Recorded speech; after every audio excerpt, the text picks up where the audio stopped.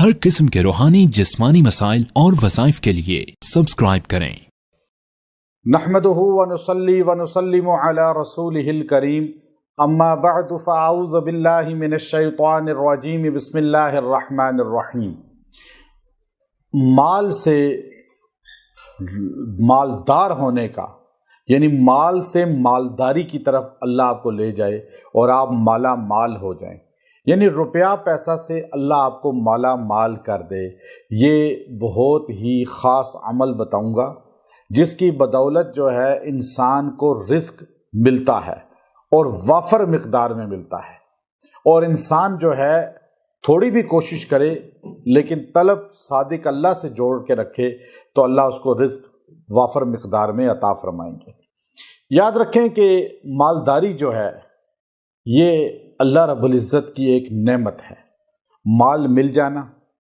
اور پھر مال کا صحیح جگہ خرچ ہو جانا بھی اللہ کی ایک خاص نعمت ہے۔ قیامت کے دن جو سوالات ہوں گے ان میں ایک سوال یہ ہوگا کہ مال کہاں سے کمایا اور کہاں پہ خرچ کیا، یعنی کمانا الگ سوال ہے، خرچ کرنا الگ سوال ہے۔ اب بہت سے لوگ ہیں جن کو مال حلال رزق سے مل جاتا ہے، حلال طریقہ سے، لیکن وہ حلال جگہ خرچ نہیں کر پاتے اور وہ غلط جگہ خرچ ہو جاتا ہے۔ پھر آپ اپنے مال کو جمع کر کے بینکوں میں چھوڑ کے چلے جاتے ہیں، پراپرٹی چھوڑ کے چلے جاتے ہیں، آپ کے ورثہ اس کو غلط یوز کرتے ہیں، غلط گناہوں کے کاموں میں خرچ کرتے ہیں، تو وہ بھی آپ کی پکڑ کا ایک باعث بنے گا۔ تو آپ مال جیسے کما رہے رزق حلال کے لیے دعا کرتے ہیں، ایسے حلال اور جائز مقاصد کے لیے اس کو استعمال بھی کریں۔ اب مال کمانا اور مال میں برکت کا ہونا، پھر مال داری انسان کو ملے۔ اب مال دیکھیں، کمانے کے لیے انسان ہر کوشش کرتا ہے، کوئی تھوڑے پیمانے پہ، کوئی بڑے پیمانے پہ کوشش کرتا ہے، لیکن اکثر لوگوں کو ہم نے دیکھا کہ جنہوں نے جائز مقاصد کے لیے اور پھر حلال رزق کمانے کی نیت سے اور لالچ حرص کو چھوڑ کر اللہ سے تعلق جوڑ کر تھوڑی محنت شروع کی، اللہ نے ان کو وافر مقدار میں مال اور رزق عطا فرما دیا۔ تو میں آج آپ کو ایک بڑا خاص عمل دے رہا ہوں، مختصر سا عمل ہے، آپ نے جو ہے یہ عمل خاص اختیار کیا تو اللہ آپ کو مالدار کر دے گا۔ اب یہ دیکھیے، حضرت مولانا انور شاہ رحمۃ اللہ علیہ کاشمیری جو بہت بڑے شیخ الحدیث تھے اور جن کو بخاری شریف، مسلم شریف اور سیاہ ستہ کی کل کتب تقریباً زبانی یاد تھیں، اور اس کے علاوہ فن کی کتابیں بھی آپ کو اکثر یاد تھیں۔ حضرت مولانا اشرف علی تھانوی نور اللہ مرقدہ آپ کے متعلق فرماتے ہیں کہ اسلام کی حقانیت کی دلیل وہ انور شاہ رحمۃ اللہ علیہ کا اسلام پر قائم رہنا ہے۔ اتنا ایک قابل آدمی کہ جن کے بارے میں جامعہ ازہر مصر کے جو محتمم پرنسپل، وہ جامعہ ازہر جس کے اندر 80,000 طالبات پڑھتے ہیں،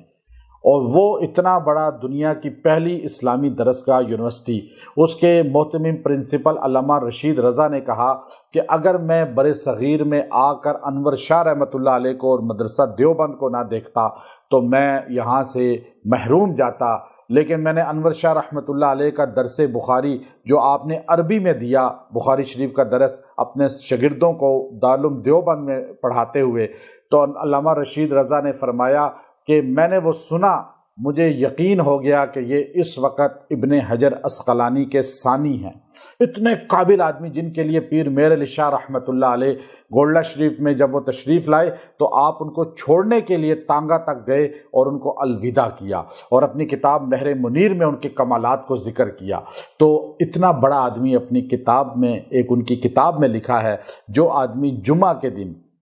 محمد رسول اللہ، احمد رسول اللہ، یہ دو لفظ فرض نماز پڑھنے کے بعد یہ الفاظ 35 مرتبہ لکھے، 35 مرتبہ کاغذ پہ لکھے، محمد رسول اللہ، احمد رسول اللہ، یہ ایک ہو گیا، محمد رسول اللہ، احمد رسول اللہ، یہ دو ہو گیا، یہ 35 بار لکھے اور پھر اس کو لپیٹ کر اپنے پاس رکھ لے، اللہ اس کو مالدار کر دے گا، مالا مال کر دے گا۔ اور آپ بھی لکھ لیں، اپنے پاس رکھیں، میری طرف سے آپ سب کو اجازت ہے، عورتیں گھروں میں لکھ لیں ظہر کے ٹائم اور لکھ سکتی ہیں، وہ بھی اپنے پاس رکھ لیں، سب مرد عورتوں کو میری طرف سے اجازت ہے۔ وآخر دعوانا ان الحمد للہ رب العالمین۔